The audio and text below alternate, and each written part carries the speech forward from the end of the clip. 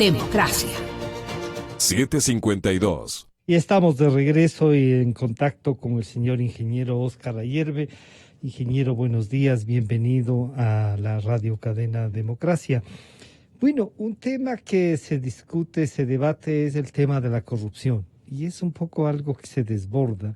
Pero usted en estos últimos días ha estado muy activo en el tema de descubrir esto de los vínculos de Daniel Salcedo, la corrupción y cómo esto se vincula también a sectores políticos. Así es que la pregunta sería, ¿cómo vincula usted y cómo describe este esquema que es producto, ¿no?, de haber descubierto un tema de corrupción y una corrupción grotesca? Bienvenido, ingeniero, buenos días.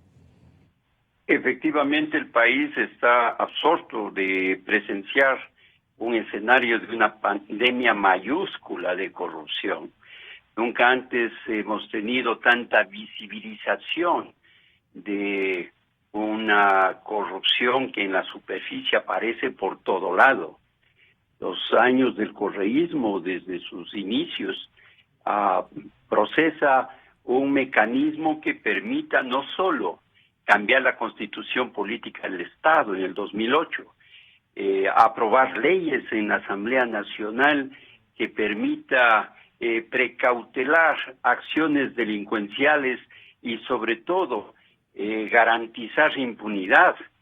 El correísmo y Rafael Correa corrompió al Estado ecuatoriano, pero lo más corrupto de todo es la justicia.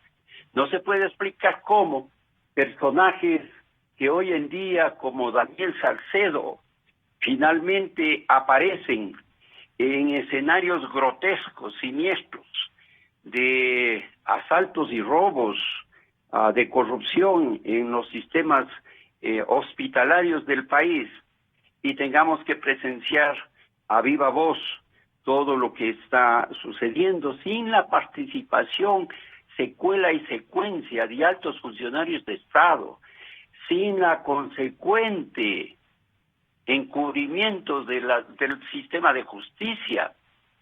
El correísmo implementó... Usted encuentra ahí un engranaje total. Para estos procesos. Usted encuentra un engranaje que está funcionando, que hay jueces, que hay fiscales, será, que hay funcionarios públicos, como ha dicho, los que designan, los que les auditan.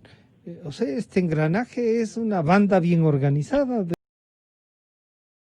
Podemos superficialmente analizar las secuencias de la corrupción del correísmo de 70,000 millones de dólares que nadie sabe dónde está la plata y todos sabemos exactamente lo que pasó. Si determinamos que durante estos últimos 3 años la estructura judicial sigue siendo la misma que dejó Rafael Correa y por ende Gustavo Yalc en el Consejo de la Judicatura, ningún juez, ningún fiscal, por estos hechos, y me refiero a la corrupción global, integral que ha sucedido en el país, han salido del sistema. La Comisión de Verdad y Justicia emitió un informe extenso en el que analiza los casos de 342 denuncias documentadas, firmadas, auditadas, y determina la responsabilidad de 213 funcionarios. Entrega al Consejo de la Judicatura, encabezados en la lista por Rafael Correa, Jorge Glass, Alexis Mera, Carlos Polit, entre otros. Y ninguno de ellos ha sido sancionado por estas denuncias. Cuando vamos analizando paulatinamente todos los procesos que vinculan a los escenarios de corrupción, definitivamente nos encontramos en un grave proceso de una delincuencia organizada, como el caso Sobornos y otros, que permiten entonces visualizar con mayor claridad cómo sistemas operativos de corrupción encabezados por personajes como Daniel Santos, un joven Daniel Salcedo. perdón, Daniel Salcedo, Sí, sí. que aparece ahora a la superficie, vinculando a expresidente a altos miembros de una organización política como el PRE, pero esto no se puede explicar si uno no analiza con más profundidad las otras vinculaciones, y no me refiero a las propiedades en el exterior, a las más de 10 empresas operativas que estaban en el sistema. Me refiero adicionalmente que no es posible que estos escenarios no vinculen a casos como el de Daniel Mendoza. ¿Cómo es que el Estado ecuatoriano, sus autoridades, el Ministerio de Gobierno, y me refiero a la ministra, no sabían que ellos estaban operando los hospitales? ¿Cómo es que las cuotas de poder no tienen relación a estos escenarios de corrupción? ¿Cómo es que no nos cuestionamos finalmente cómo hay que enfrentarlos para erradicar con frontalidad estos hechos? Ingeniero Ayerbe, y aquí surge una cosa y algunos dicen no hay que dejar de recordar también en el pasado. Usted era secretario general de la administración con el señor Coronel Gutiérrez y parte de su caída, digamos, fue un conflicto, esta negociación con gente del PRE. Este tipo de negociaciones traen no solo esta confrontación, sino que entonces nos llevan a pensar que es una de vieja data estos chantajes y estas formas de ceder de los gobiernos. Desde luego que sí. Recuerde usted, por ejemplo, en la década, a finales del 1999, 1998, todo lo que ocurrió con esta gran tragedia nacional que fue la crisis financiera bancaria, de instituciones que manejaban y corrompían al Estado, con el caso de Filambanco. Y no hay que olvidar todas esas influencias de corrupción que posteriormente fueron consolidadas de una manera brutal, grotesca, perversa, con Rafael Correa. ¿Cómo es posible que sistemáticamente el Estado ecuatoriano se convierta en una organización delictiva a rangos... ¿Desaparecieron todo lo del AGD? Nadie puede decir dónde están los bienes, qué pasó con las casas, los departamentos, las oficinas. Se han entregado con cifras ridículas. Y son estos grupos organizados, se ve, y se dan la vuelta con algunos nombres. Y este joven Daniel Salcedo parece que es también un burropié. ¿Qué podemos decir de eso, ingeniero? Todos estos escenarios nos lleva a la conclusión de que si no tenemos una decisión política firme para poder erradicar la corrupción, vamos a presenciar permanentemente lo mismo. Y usted lo que pasó con el informe del Consejo de Participación Ciudadana, firmado por Julio César Trujillo, en el que se determinan cientos de casos, vinculan directamente a Gustavo Yalc y al Consejo de la Judicatura y a cientos de jueces y fiscales, y no pasa absolutamente nada. De tal manera que nadie podría entender cómo es posible que se roben en los hospitales la plata como lo han hecho en la pandemia, sin el conocimiento y participación del CERCOP. ¿Qué pasa con esa joven directora de esa organización que por las narices le han pasado todo? Andan quebrando empresas por 20, 30 dólares de supuestas infracciones, y en las narices se les van llevando millones y millones de dólares. Hay que cambiar todo esto. El país no aguanta más corrupción. Pero tampoco aguanta que se queden en la impunidad, pues. Desde luego que están en la impunidad. Desde luego. ¿O qué es lo que pasa cuando uno se pone a pensar en las interrelaciones del correísmo que van de un lado a otro? Cuando se le descubre a Ocles que está robando con 7,000 kits, cientos de miles de dólares de la manera más descarada, la comida que iría al pueblo, a la gente más humilde, más pobre. 7,000 kits con 1,050,000. Hubiera sido posible comprar más de 100,000 kits y repartir en los sectores sociales más necesitados. ¿Y con quién fue reemplazado? Con otro correísta. Y así se van reciclando los unos a los otros. ¿Qué está pasando en el Seguro Social?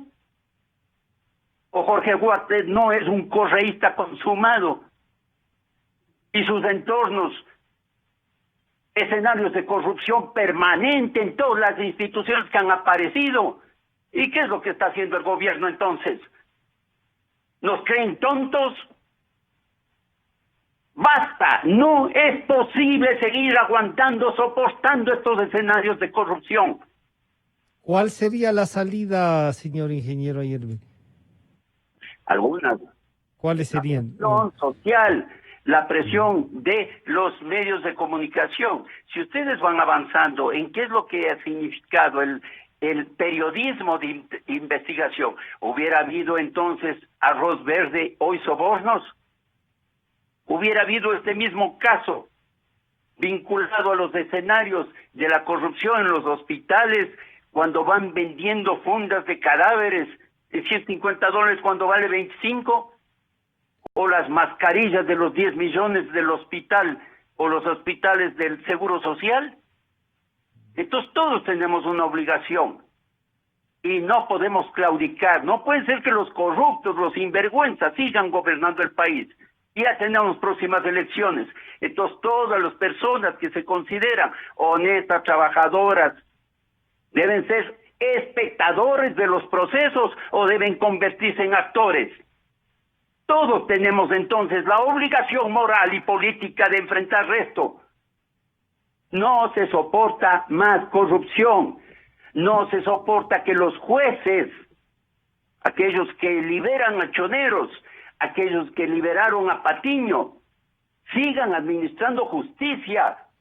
Pero, ingeniero Ayerbe, ahí usted, lo que usted nos ha dicho también dice, los jueces para liberar, por ejemplo, al jefe de la banda Los Choneros, deben haber tenido un informe de la oficina que controla las cárceles para darle el informe de comportamiento. Ya tenían una sentencia previa, la fiscalía debió haber apelado esa sentencia. Todas esas cosas no pasan. Entonces, como usted dice, claro, todavía la estructura está ahí, la banda está ahí, y claro, y al analizar a Daniel Salcedo, vemos sus vínculos, por dónde camina, y ya sabemos a quién representa entonces. Desde luego que sí, cuando nosotros estamos absolutamente en evidencia.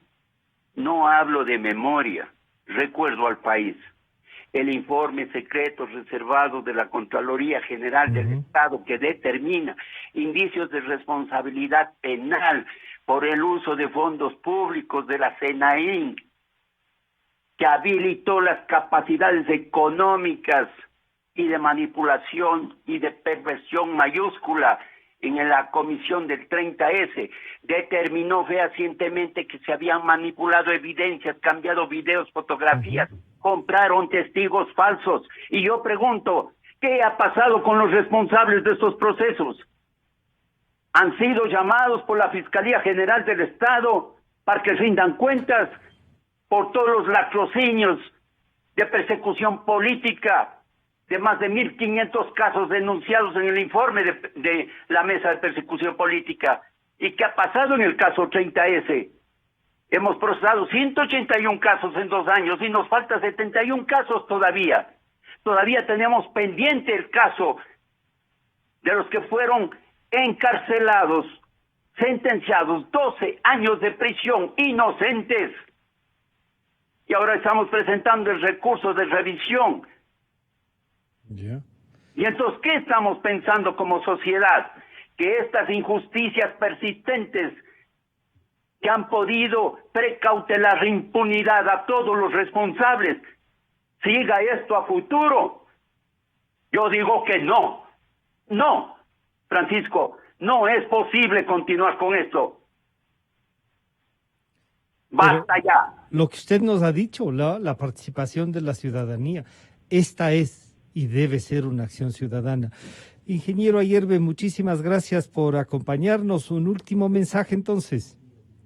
Que no debemos desesperar en el escenario de simplemente dejar que pasen las cosas, que debemos ser más activos, más operativos, desde el punto de vista que los ciudadanos finalmente somos corresponsables de que esto frene y no siga avanzando esta pandemia de la corrupción. El país está viviendo algo espectacularmente extraño. Ya ni siquiera nos preocupamos de cuántos muertos hubo ayer o qué tanto ha avanzado la pandemia. Estamos presenciando minuto a minuto todos los escenarios que ha significado que aflore a la superficie el estiércol más perverso de corrupción que ha tenido el país. Señor ingeniero Ayerbe, estaremos en contacto para evaluar cómo avanzan los temas, ¿no? Al fin y al cabo, se supone que todo iba cambiando. Ha estado con nosotros el ingeniero Óscar Ayerbe y de inmediato entramos en un diálogo con el licenciado Antonio Acosta, presidente del Banco del Pichincha. Licenciado Acosta, bienvenido, buenos días. Una primera reacción a la regulación planteada por el... creo que se cortó la llamada. Pero bueno, decíamos que le queremos preguntar al licenciado Acosta cuál va a ser la reacción o cómo están percibiendo tanto lo de la ley humanitaria cuanto la regulación de la Junta bancaria, digamos, que tiene, nos hablan de extender hasta por 90 días. Me parece que la ley decía 60, ahora 90 días más. Puede buscarse una negociación sobre este tipo, pero ¿cuál es la esencia? Y nos han dicho también los abogados laboralistas, Guillermo Córdoba y Miguel Ángel Puente. Todo esto tiene que ser en virtud de los acuerdos que se puedan llegar. ¿Cómo se puede poner operativo el tema? Licenciado Antonio Acosta, bienvenido, buenos días. Muy buenos días, Francisco. Encantado de saludarle y muy grato poder estar nuevamente a través de las ondas de democracia en contacto con el público. Bueno, salió una disposición de la Junta Monetaria en acuerdo con la Superintendencia de Bancos, permitiendo que en común acuerdo los bancos y sus clientes puedan buscar nuevos mecanismos de diferimiento o de refinanciamiento de sus deudas. Yo francamente creo que esa es una situación que de alguna manera impone las circunstancias y no es que se requiera de una resolución para facilitar o permitir este tipo de acuerdos, sino que la lógica y el sentido común, por supuesto, así lo imponen. Lo que hemos podido comprobar después de 3 meses de confinamiento es que algunos clientes, y no son pocos, sí han podido hacer frente a sus obligaciones, pero también hay otra gran cantidad de clientes de otros segmentos o de diversos segmentos que por supuesto no han podido enfrentar sus compromisos en virtud de la circunstancia ocurrida.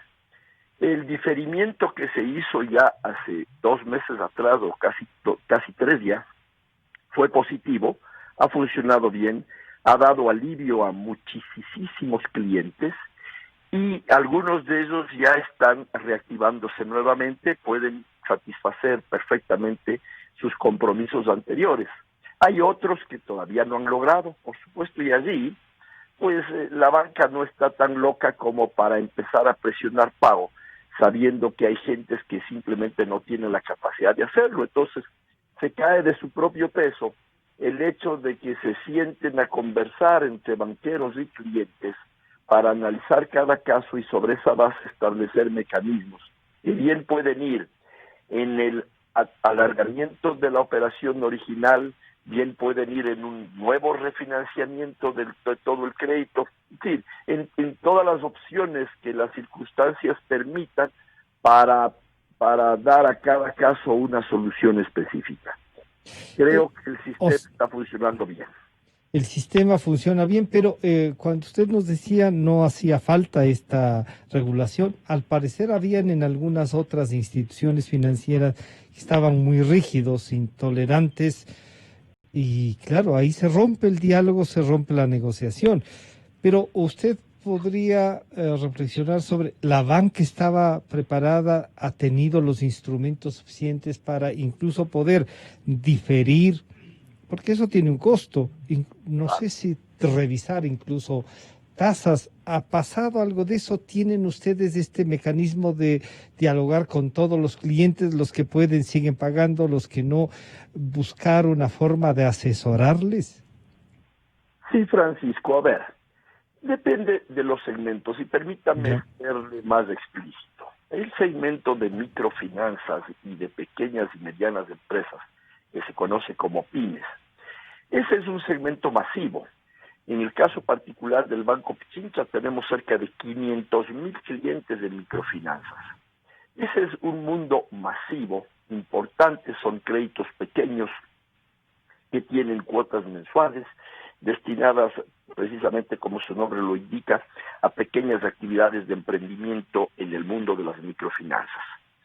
A ese segmento ya en la ocasión anterior nosotros automáticamente les diferimos 3 cuotas sin esperar la resolución de las autoridades en ese momento, porque ya hemos tenido experiencias anteriores, como por ejemplo cuando se produjo el terremoto en Manabí, como por ejemplo en el mes de octubre pasado, cuando se produjeron todos los inconvenientes que tuvieron paralizado al país por tres semanas. 3 semanas, ¿no? Hemos tenido ya ese tipo de experiencias y ya sabemos que al segmento masivo directamente hay que proceder a diferirlo. Este caso, en esta ocasión no fue la excepción y efectivamente en el mes de marzo resolvimos diferir no 2, sino 3 cuotas de todo ese segmento. Automáticamente, ni les preguntamos en honor a la verdad. Y esto no por una falta de respeto, sino porque el sentido Como común, un mensaje directo de la... dice, claro, que ese segmento de suyo debe estar afectado. Habrán casos por ahí esporádicos que no, pero en la gran generalidad se vieron afectados por este cierre violento de operaciones. ¿Qué estamos haciendo ahora con ese segmento? Automáticamente, de manera masiva, sin entrar en un proceso de diálogo ni conversación, porque creemos que no viene al caso. Hoy han pasado 3 meses, esas cuotas ellos no pagaron porque nosotros voluntariamente las diferimos y ahora las nuevas 3 cuotas las estamos nosotros, por nuestra propia iniciativa, reduciendo a la mitad. Es decir, sí van a tener que pagar de aquí en adelante ya un valor, pero ese valor va a ser el 50% de lo que estaban pagado en cada cuota. Ya. Entonces, ¿Y eso hasta cuándo puede ser? ¿eso qué quiere decir hasta cuándo? ¿En qué tiempo? Ya lo estamos haciendo automáticamente nosotros Ya. en el proceso. Y ahí no estamos consultando con ellos. No estamos esperando a sentarnos a dialogar, sino que lo hacemos de manera automática con esos segmentos masivos. Entonces, en este caso, para simplemente terminar, el ejemplo, vamos a reducir la cuota, las próximas 3 cuotas al 50%.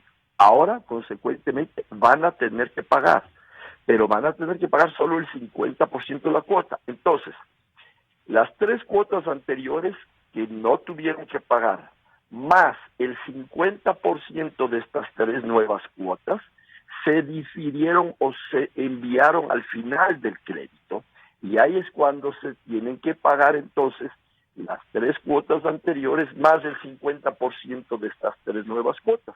Proceso fácil, simple. Eso significó una ampliación del crédito directamente sin que tengan que firmar una nueva obligación, simplemente por un decisión común. ¿No es cierto? Es un tema de sentido común y con eso se está dando un gran alivio a ese importante segmento y sector de la economía. En los otros casos, como por ejemplo en los créditos de vivienda, los créditos de automotrices, cualquier otro tipo de crédito de consumo, allí sí entra ya una conversación, porque ahí es difícil tomar esta decisión generalizada, porque ahí sí hay casos distintos. Una especie de negociación personal. Sí, pero más que negociación, porque eso suena a que hay una relación complicada entre las partes, ahí es un proceso de entendimiento, ¿no es cierto? ¿Cuál es tu situación? ¿Cómo están las cosas? ¿Cuánto puedes pagar? ¿Cómo podrías hacer? ¿Qué periodo de gracia necesitas? ¿No necesitas periodo de gracia? ¿Qué tamaño de cuotas podrías cubrir? En fin, y ese es un tema que hay que hacerlo con disposición gubernamental o sin disposición gubernamental, porque la banca no está tan loca de deteriorar toda su cartera de un día para otro simplemente por una actitud de capricho y de exigencia de ponerse a cobrar sí o sí, porque eso no conduce sino a generar un deterioro de la cartera sin ninguna posibilidad de entendimiento. Consecuentemente, las circunstancias obligan a que nos sentemos las dos partes a analizar cada caso y a buscarle una solución. Claro, no a mucha gente le gusta, hay otras gentes que se acostumbraron a no pagar y encuentran en estos mecanismos una forma para acentuar esa costumbre, una, claro. una gran excusa para decir, no, yo ya no voy a pagar, y agradezco al gobierno que sigue dilatando y sigue dando gracias y me pongo bravo si es que el banco no me acepta o no me llama. También existe de eso y hay que reconocerlo y hay que aceptarlo. En ese caso, lo que nosotros estamos haciendo ya esos casos, esos créditos, por supuesto, sabemos que no nos van a pagar. Hay allá una actitud, si tú quieres, negativa, deliberada de no enfrentar la obligación, ya eso hay que tener otro tratamiento. Pero la gran mayoría, la enorme mayoría, te estoy hablando más de un 85% de los clientes, están en una condición absolutamente racional de entender la posición del banco por un lado y aprecian del banco que también está dispuesto a entender su situación y empiezan a encontrarse mecanismos de solución. Lo más importante en el caso de los masivos, que por el número de gente es difícil hacer ese contacto digital, eso lo estamos haciendo automáticamente. Ahí no hay diálogo, ahí hay ejecución directa de programas de diferimiento de pagos. Y les notifican entonces con ese diferimiento. Sí, sin duda.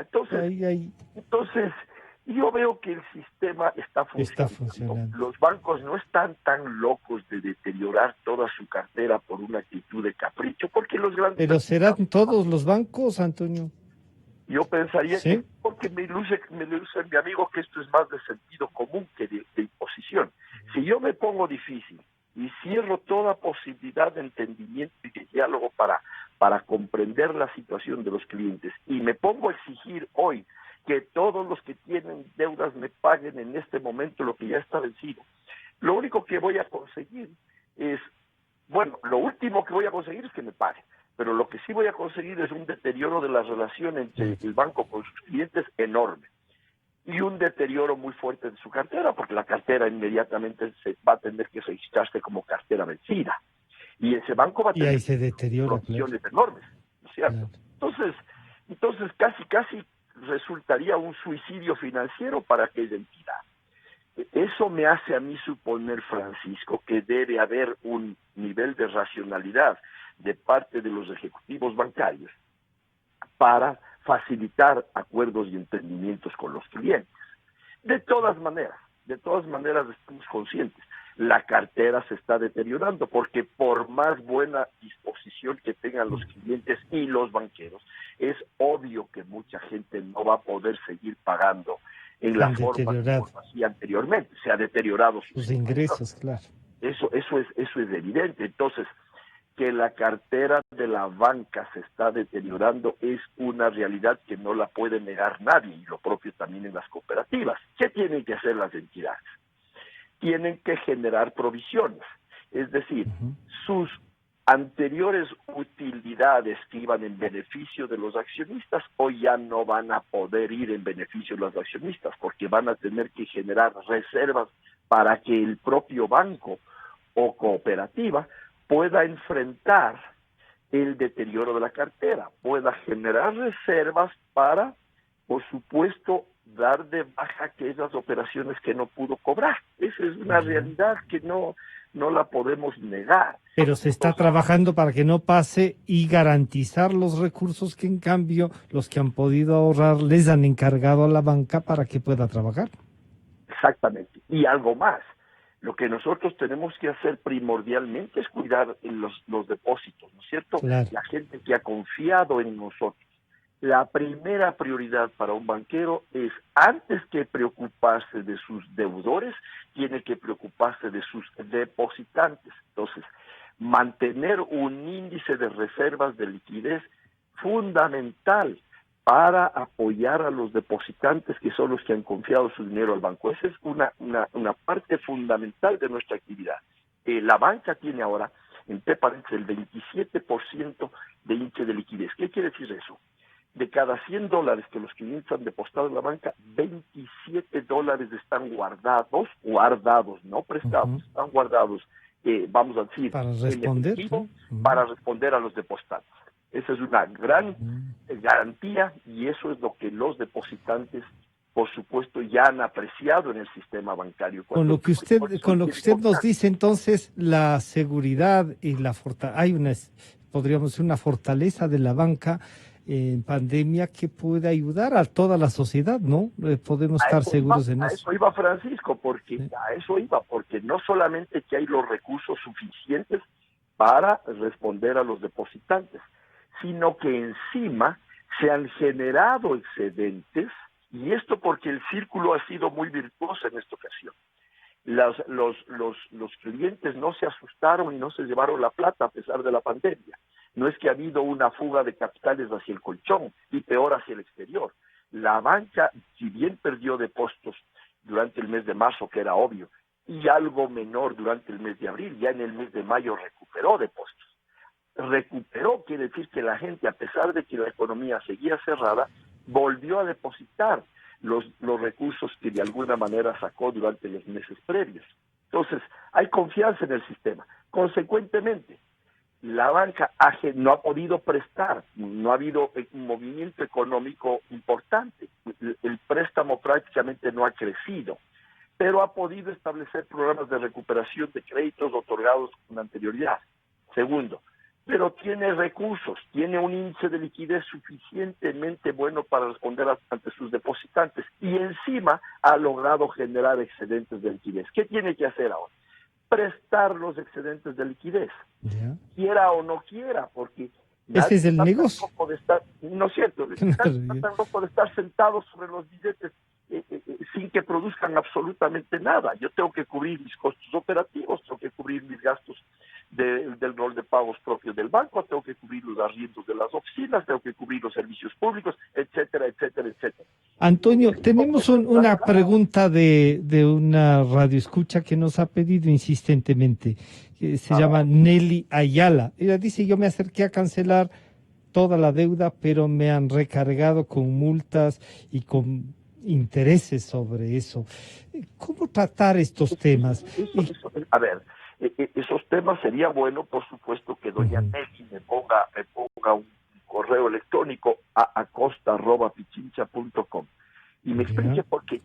Es decir, no entiendo esa barbaridad. Imagínate, en esta desgracia viene un cliente maravilla, ¿no es cierto?, a pagar su deuda y le recargan con un montón de cosas.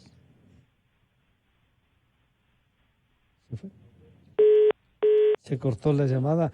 Y bueno, mientras retomamos uno para concluir la entrevista con el licenciado Antonio Acosta.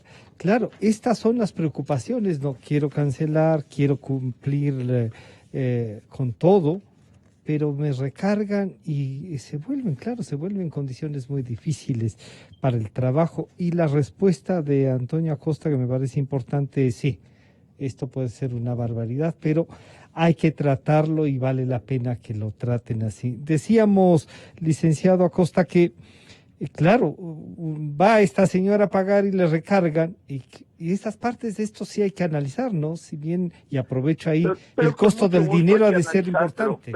Pero no avanzo a entender, estimado Francisco, que alguien vaya a pagar en este momento y que el banco todavía se ponga en una actitud de no recibir el pago y de pretender recargar multas y moras.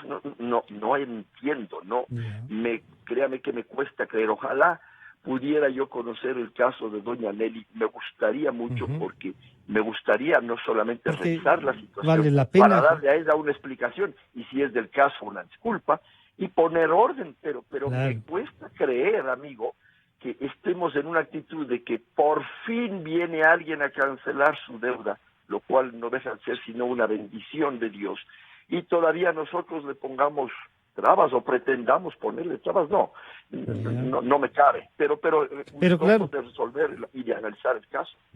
Le pediría entonces por último un mensaje, Antonio, un mensaje de que el costo del dinero puede ser más flexible, que los plazos están siendo más flexibles, como usted nos ha explicado, y que la racionalidad está funcionando. Entonces tengamos confianza en un sistema financiero que está fuerte y que responde. Lo primero, una buena noticia, Francisco. A pesar de la grave crisis que atraviesa nuestro país, el sistema financiero no ha perdido depósitos, lo que quiere decir que está absolutamente estable, y paralelamente eso significa que los clientes confían en el sistema financiero ecuatoriano, y esa es una gran noticia.